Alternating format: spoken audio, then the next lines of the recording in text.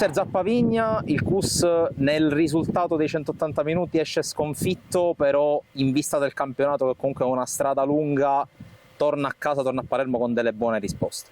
Sì, assolutamente sì, perché era quello che avevo chiesto ai ragazzi in questo doppio impegno. Penso che era un doppio impegno difficile perché comunque sapevamo la caratura dell'avversario e gli obiettivi dell'avversario, quindi penso che è stato nei 180 minuti ci sono stati sicuramente spunti positivi per gran parte, devo dire, e qualcosa, diciamo, su cui sicuramente dobbiamo lavorare in vista del campionato, perché adesso mentalmente dobbiamo pensare a quello.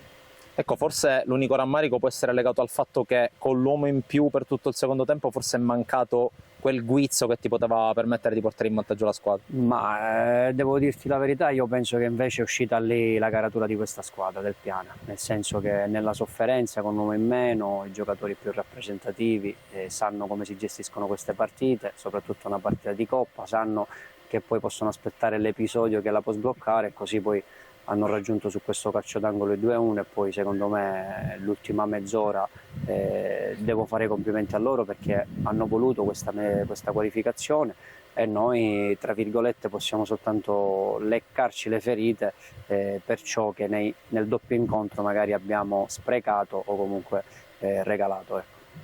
Inizia il campionato, tra una settimana non c'è tempo di rimuginare sull'uscita di Coppa. Che girone ti aspetti qui in questa promozione? Soprattutto che CUS ti aspetti nel contesto del girone?